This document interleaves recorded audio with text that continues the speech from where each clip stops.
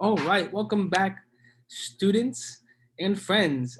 So today we have Dr. Aubrey and Nance here to talk to us about the Catto Scholarship. I know we have some students in the room who are Catto scholars, so um, any experiences that Dr. Nance speaks to, you can definitely share. But let me make you a co-host, Dr. Nance. Okay. And yeah, so without further ado, Dr. Nance, please feel free to share anything you'd like. Absolutely. So I am very excited to be here. The CME program, the summer program, has a special place in my heart. I've been at the college for over 10 years. My prior position, I was an academic counselor. And so CME, since its creation, I have been at the college and I am a full-fledged supporter. So congratulations on making a decision. Number one, to come to Community College of Philadelphia, and number two, to get the support that is very much needed for students. This program has saved a lot of students. Our Black male population, Black and brown male population, is the least likely to graduate and finish out high school. However, the outcomes for students who participate in the CME program are outstanding. Students who get into this program and who participate in the CME program, have 3 or 4 times more likely to graduate from CCP, and that's facts. That's not, we didn't make that up. That's the research. That's what we have found out. So congratulations on making the extra step and initiative to become part of this program. I know all you did was like respond to an email, but believe me, that in itself is a victory, and it shows that you are motivated about your school, and motivation is the biggest key to finishing school. People think that it's about intelligence and how smart you are, and but it's not. For education, and I am a testament to that. It is about your ability to persist, your ability to use the resources that are around you, and having a motivation to want to have more for you and for your family. So congratulations on making it to this step.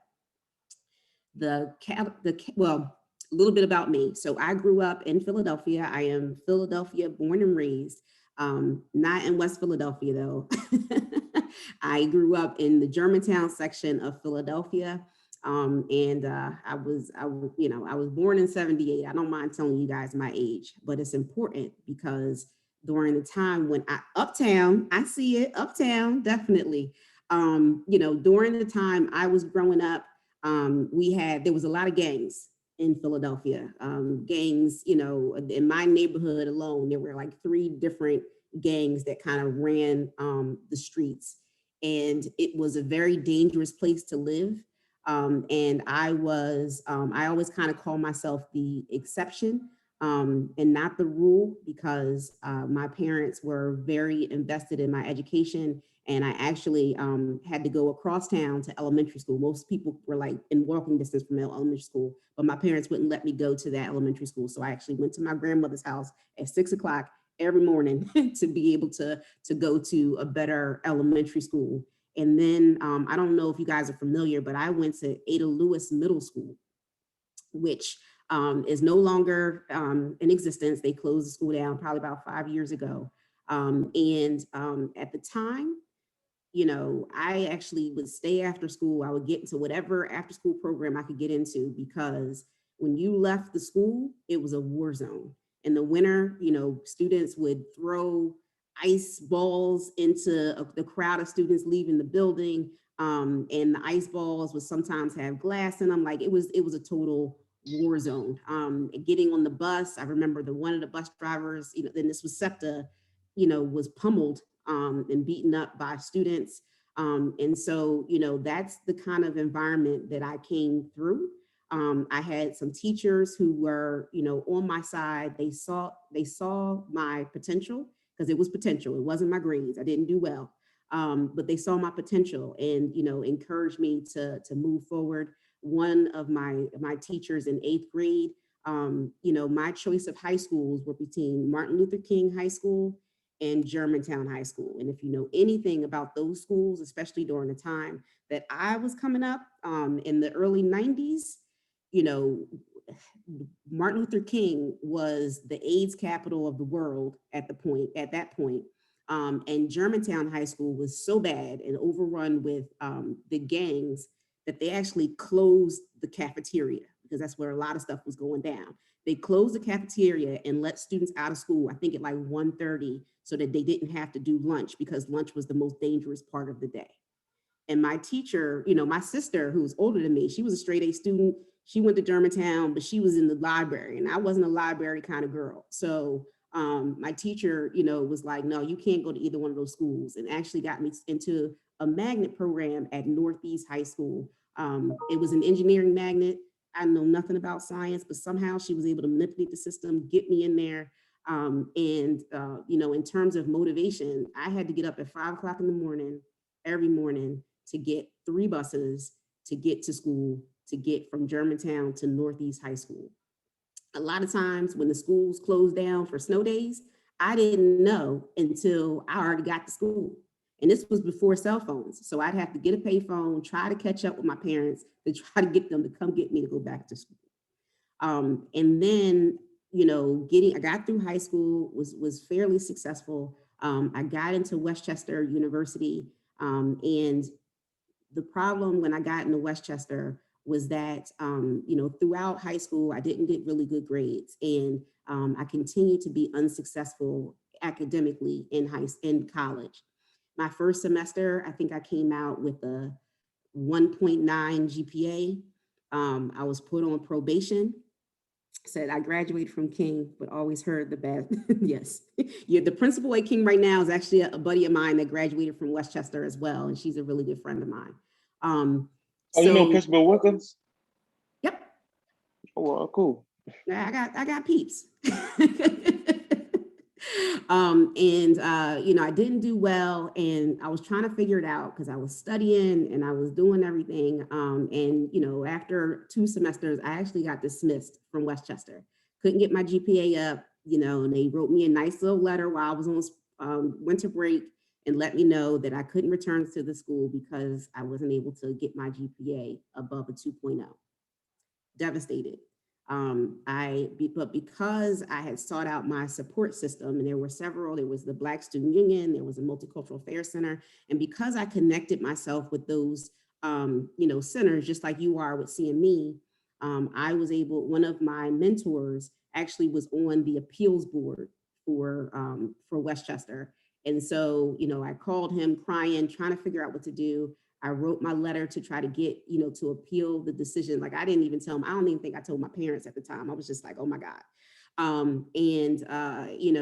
They accepted my appeal, but pending that I got tested for learning disability just to kind of figure out what was going on. So that semester I got connected with the office of what is it called? I forget, but basically the people who what is it? I forget what it is, but I was able to connect with them, get some testing done, and found out that I had dyslexia, I have ADHD, and I also have something called disorder of written expression, which really just plays out in terms of, I can't, my handwriting is very messy, and it's really difficult for me to like take notes and things like that. So once I found out about all those diagnoses, I did as much research as I can, and I immediately knew that I had to change my environment. I moved off campus, and I was a sophomore in college. I had no money. I got a loan from my uncle who was able to give me $1,000 so I could put down my first and last month's rent on an apartment. I slept on the floor for about 3 months. I got a full-time job, which, going to school full-time and working full-time is a nightmare, but I got a shift job. I was able to work from 7 to 3, and I went to school from 4 to 10, because I was just like, I got to finish it out. After I got my diagnosis, and I'm a big advocate, for if you had an IEP in high school, please make sure you connect with the Office of Disability Services. It's not like high school. You get accommodations to help you. And a lot of students don't do that because, that was high school, blah, blah, blah. No, I have ADHD now. Like it's still persistent in my life. And there are a lot of gifts to it, but there are a lot of things that I have to get help with. but slept on the floor, worked my job, was able to move forward and to graduate. And actually every semester after I got my diagnosis, I got a 3.5 or higher. And it was just because I had to change my environment. And I took medication too. So that both of those things really helped me. I tell you all this because I think that it is really important to kind of understand that you're not the only one that goes through things. And despite your circumstances, despite me growing up in Germantown and having so much exposure to so much violence, despite having a learning disability, which I didn't even find out I had until I was an adult, I was able to be successful. And I like to say I was lucky, but it wasn't luck. It wasn't luck. If I didn't have the motivation and the tenacity to break through those barriers, to ask for help, and to engage myself in activities that which were going to move me forward, I wouldn't have been able to do what I did. And I have my doctorate now. So just know that it can happen, but you have to want it to happen despite your circumstances. So to move on to Catto. So the Catto Scholarship started in the spring of 2021. And basically, the city of Philadelphia is giving the Community College of Philadelphia $54 million to create an anti-poverty initiative to bring students into CCP, to give them the supports that they need and to get them to graduate so that they can then be employed in not just any job, but a job that is going to sustain a prominent lifestyle for you and your family. So we don't just want to get you out and work in low paying jobs. We want to get you out and really support you in a career that's going to sustain you and your lifestyle. The way we do that is that we bring students in who have meet college placement or one level below, who have a EFC of 8,000 or less, and we find that out by your FAFSA, are willing to go to school full time. Okay, all of those students we then do an intake for. Once they are intaked, we then do we cover their tuition for up to 3 years. So your full tuition, you don't have to worry about a balance on your tuition. We cover it. We also cover your books. So you get money for books every semester. You're not using your financial aid. You're not coming out of pocket. We pay for your books every semester that you're in the program. The bigger thing though, because the money is great, but the bigger thing is that you're going to get a wraparound of supports. So not only are you going to have your CME supports, but you'll also have an assigned case manager who will be, helping you out with so many different parts of life. We had a student who was homeless. We found out she was homeless, and within 2 weeks, we were able to get her about $2,000 that she didn't qualify before, her financial aid. And we were able to get her into housing within 2 weeks because of the support we're able to provide. So that support system, we're going to monitor your grades. We're going to make sure that you're on track. We have an advisor. We have financial aid person. We have a single stop person. We have somebody in career services, all to support you. And all we do is make students successful. That's it. That's our job. In addition to that, you get a $250 stipend per month. Every month you are in classes, $250 cash. Okay, that money is for basic needs. Is it too late to no, it is not too late. And I'm going to talk about that. $250 cash. And what is this money to pay for? Initially, we were like food and transportation. That's what the basic needs that we felt like were the most important things for students. So if we weren't in the pandemic, you would have been getting a trans pass and we would have gave you money on your line card to eat food on campus.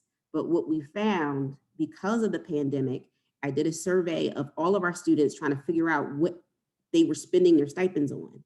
People were spending it on clothes because they didn't have clothes. They were spending it on food for not only them, but for their families. They were paying for childcare. They were paying for their utilities. They were paying for rent with these stipends. And so the city, although we're still in the pandemic, but the city has decided that we're going to continue, at least for now, to do stipends because what we thought were basic needs only scratched the surface of what students really needed. And so I advocated, and all my team advocated to continue with the stipends. So you're getting $250 cash. So there's no excuse why you can't get on campus because you don't have transportation. You hungry, fine. Make sure you set aside some of that money so you can buy the food that you need. Like that's what that $250 per month is about. To become part of the scholarship, we've been reaching out to students who are eligible all summer. So you have probably gotten an email, a text message, some type of notification from us about the scholarship as long as you meet the criteria. So you have to be a Philadelphia resident and have graduated from Philadelphia high school, and also not have had any other college experience before, either at CCP or another institution.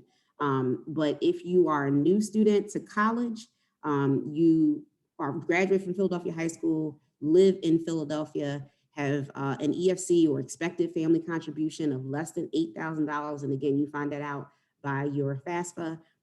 You have placement at either English level 2 or in math 017 at least. And if you're math 016, we have one more brush up that's coming up, and that is an academic brush up. You come in for 2 weeks, you take classes with our math professor, and then you get to retake your placement exam. And we try to get you up to at least math 017. So you have an opportunity to improve your test scores with our program. And I know you're doing the same thing with CME. So you can finish CME's program. If you don't go up a level, then you can come into our program and get additional support so you can move up. And that's it. You complete an intake with our intake person and you're in. You also have to maintain being full-time. So if you were planning to be full-time already, do it. If you're part-time because you're like, oh, I got to work, I got to do this, I got to do that, that $250 and not having to pay for your books and not having to pay or worry about your tuition, hopefully will allow you to maybe do a couple less hours on your job so you can go full-time, so you can get done with this degree in 2 years. We'll give you up to 3 years, but if you can get done in 2 years, that's even better. Okay, so that's our program in a nutshell. And I'll do whatever I can to get all of you in. So I'm going to start with, and in terms of contacting us, I'm going to put our link in the chat box so you can, reach out to us. I'll put the email address in there, and we have our success navigator, who is Jeff. If you send the Catto scholarship at ccp.edu email to him, he will reach out to you immediately and try to get you scheduled for an appointment so we can talk and figure out kind of what you need and what direction we need to take you in. So I'm going to open the floor up for questions. I see a hand from Shane, and then I'll open it up, and please don't hesitate. Now's the time. Ask me whatever you want to ask. So Shane, do you still have a question, or did you do that by accident? Yes. See, like I said, I graduated from Martin Luther King on Staten Avenue, but I don't live in Philadelphia anymore. I moved back to my hometown of Baltimore in January. Okay. And the only reason I graduated from King was because we were still virtual, and it kind of worked out for me that I was able to be in a different state and still go to the school I was at. Okay. But I didn't know if I was still able to qualify for the Catto scholarship because I don't live in Philadelphia anymore. So we do require Philadelphia residency, but I'll ask you this: when did you moved in December? You still have January. January. You still have family in Philadelphia? Yes, my aunt and her daughter. Okay, so I'm going to